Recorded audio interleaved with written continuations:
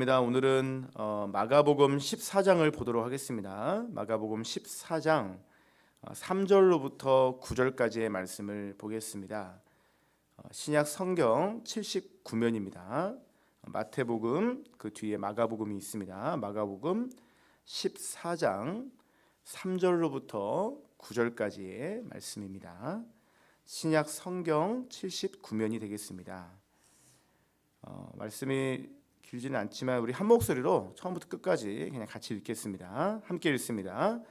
예수께서 베다니 나병 환자 시몬의 집에서 식사하실 때에 한 여자가 매우 값진 향유 곧 순전한 나드 한 옥합을 가지고 와서 그 옥합을 깨뜨려 예수의 머리에 부으니 어떤 사람들이 화를 내어 서로 말하되 어찌하여 이 향유를 허비하는가?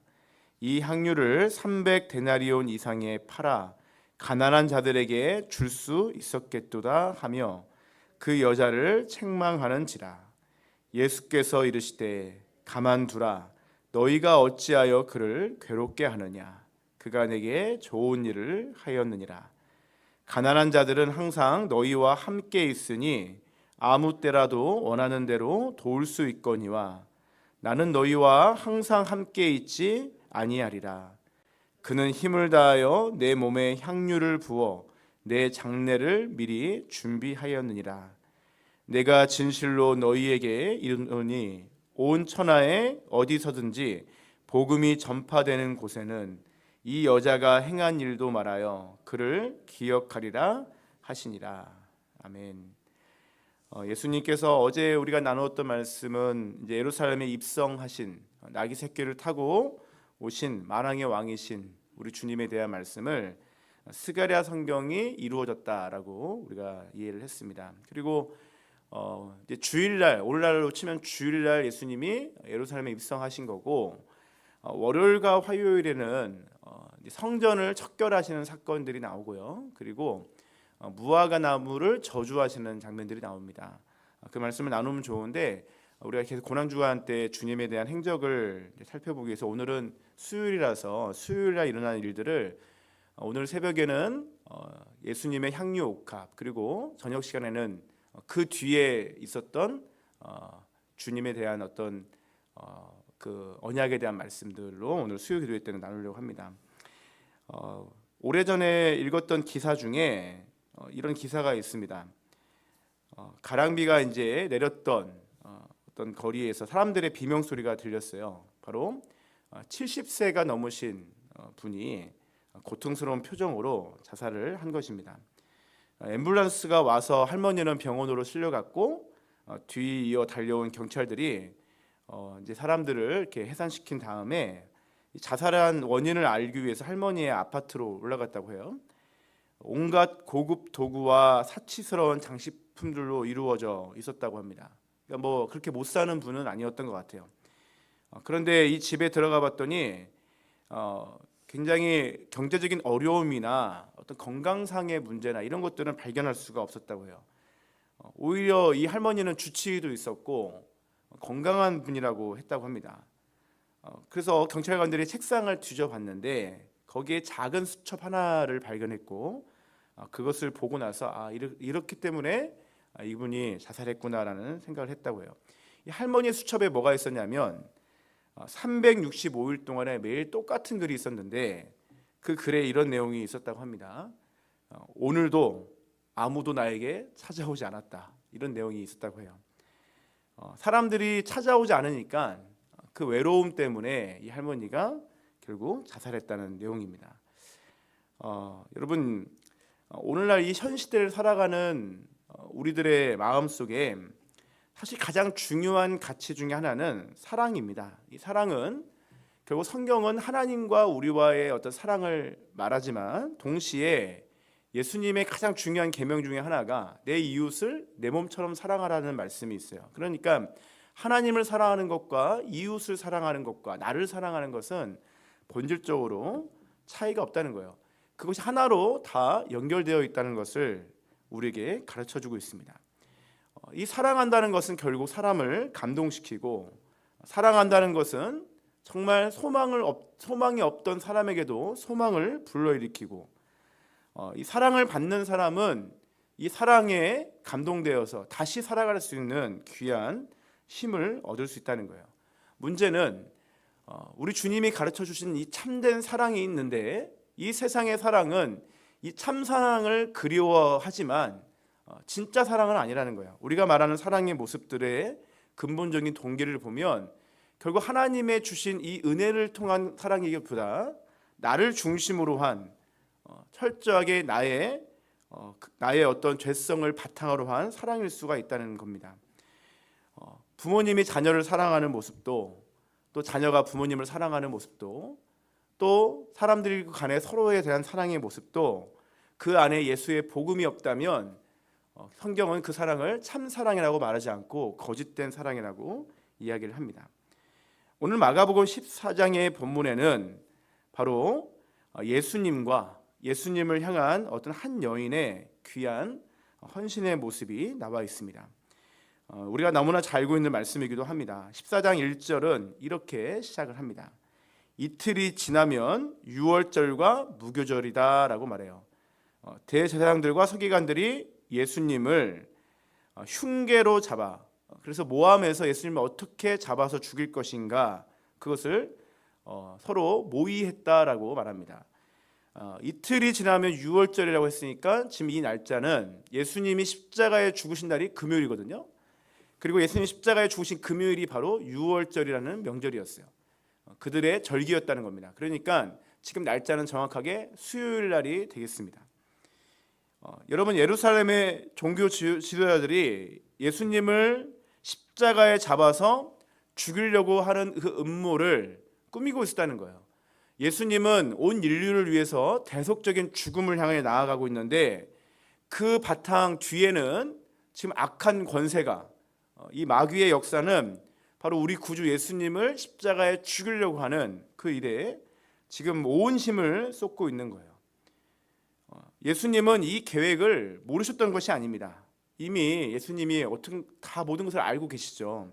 누가 배신할지, 예수님의 제자들이 어떻게 행동할지, 수많은 군중이 어떻게 예수님을 이틀 전만 해도, 2, 3일 전만 해도 호산나 다윗의 자손이여라고 하면서 종려나무 가지를 들고 외쳤던 그들이 불과 채 일주일도 안 돼서 어떻게 예수님을 배반하고 함께 공범이 되어서 예수님을 십자가에 죽일 것인지를 예수님은 이미 다 알고 있었다는 거예요. 많은 사람들이 예수님에 대해서 환호하였습니다. 그들이 외쳤던 예수님에 대한 환호는 예수님이 정치적인 메시아, 군사적인 메시아로 올 것을 그들은 기대했어요.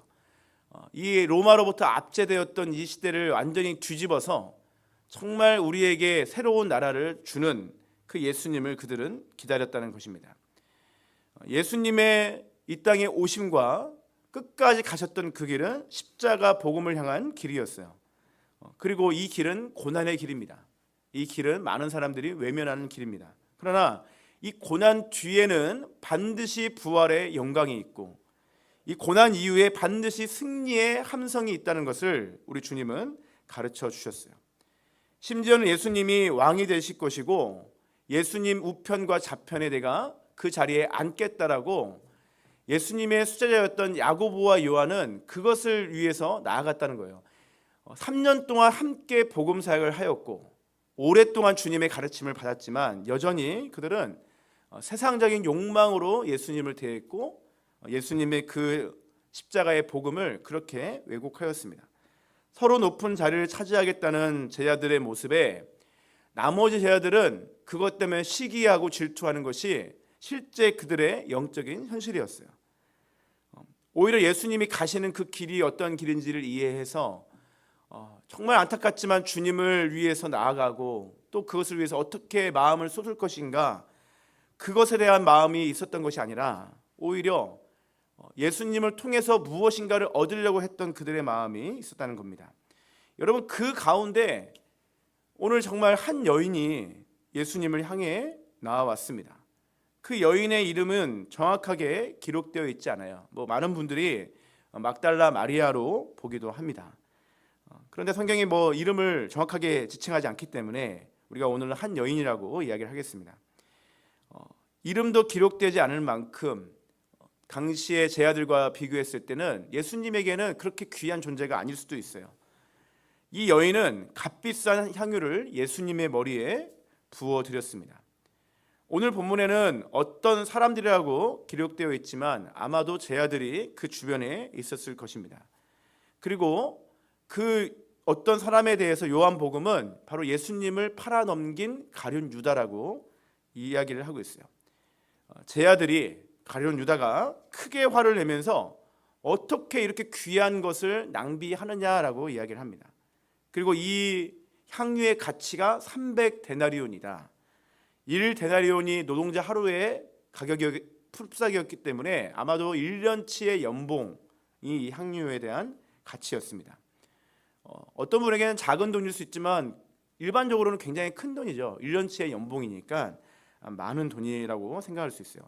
근데 이 돈에 대한 가치가 중요한 게 아니라 이 제자들이 오히려 그것을 통해서 여인을 무시하고 여인에게 화를 내는 본문이에요. 그때 예수님이 뭐라고 말씀하셨습니까? 오늘 7절입니다. 오늘 7절 말씀을 같이 읽어보겠습니다. 함께 읽습니다.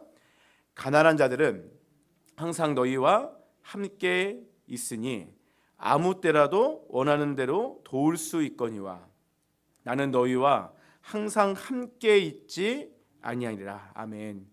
가난한 자와 예수님 자신 중에 하나를 선택하라고 하시는 말씀이 아니에요. 핵심어가 뭐죠? 항상이라는 말이에요. 가난한 자들은 항상 예수님의 제자들 옆에 있을 것이다. 나중에 예수님이 이제 이 땅을 떠나신 이후에도 이러한 사람들, 소외되고 외롭고 가난한 자들은 항상 우리 주변에 있을 것이다라고 말해요. 그러면서 예수님이 뭐라고 말씀하시냐면 오늘 8절이 중요합니다. 우리 8절 말씀을 읽고 말씀을 정리해 보겠습니다. 8절입니다. 그는 힘을 다하여 내 몸에 향유를 부어 내 장례를 미리 준비하였느니라. 아멘. 오늘 가장 중요한 말씀은 그 여인은 가장 힘을 다하여 예수님의 몸에 향유를 부음으로, 이 향유는 죽은 자들의 시신에 바르는 그러한 용도로 많이 사용되었거든요. 그러니까 오늘 이 여인의 이 헌신이 여인 스스로도 그것을 다 이해하고 했는지는 모르겠어요. 여인 스스로도 그것을 예수님의 죽음을 앞두고 한 그 영적으로 그것을 이해해서 한 것인지는 우리가 정확히 알 수 없습니다. 아마도 그 여인도 그것을 모르지 않았을까 싶습니다. 그런데 오늘 이 여인의 헌신이 예수님은 뭐라고 말씀하시냐면 이제 이틀 뒤에 십자가에 달려 죽으실 바로 예수님이 왜 이 땅에 오셨고 왜 지금까지 제자들과 3년 동안의 이 공적인 생애를 하였고 왜 지금까지 천국 복음을 그렇게 외치고 많은 시간을 기도하였는가? 결국 예수님이 이 땅에 오셔서 해야 될 가장 중요한 일을 위해서 하신 건데 그것을 이 여인은 이 헌신을 통하여 미리 준비하였다라고 예수님이 인정하신 거예요. 여러분, 우리가 이 땅에서 하는 그 어떠한 수고와 애씀과 헌신과 봉사보다 더 중요한 가치가 바로 예수님의 십자가 죽음으로 이어져 가고 있다는 것을 우리에게 가르쳐 주고 있습니다. 이 여인의 작은 헌신과 사랑이 이제 곧 있으면 십자가에 죽게 되실 예수님에게 감동과 위로가 되었다는 것을 오늘 가르쳐 주고 있어요. 제자들이 여전히 세상적인 욕망으로 주님의 뜻을 외면할 때에 한 여인의 이 귀한 헌신을 우리 주님이 칭찬해 주십니다. 그리고 나서 우리 주님께서 9절에 이렇게 말씀해 주셨습니다. 우리 9절을 읽고 함께 기도하겠습니다. 함께 읽습니다. 내가 진실로 너희에게 이르노니 온 천하에 어디서든지 복음이 전파되는 곳에는 이 여자가 행한 일도 말하여 그를 기억하리라 하시니라. 아멘. 여러분, 오늘 이 말씀을 우리가 해석하고 정리하면서 우리가 이 땅에서 무엇을 붙잡아야 될까? 가장 중요한 것을 놓치고 혹시 우리가 여러 가지로 나아가고 있다면 그것보다 더 중요한 가치인 바로 예수님의 이 십자가 죽음을 통한 우리가 어떻게 구원받고 하나님의 자녀가 되었는가, 이 복음에 대한 가장 중요한 것을 오늘 또 붙잡는 저와 여러분 되기를 주의 이름으로 축복합니다. 함께 기도하겠습니다.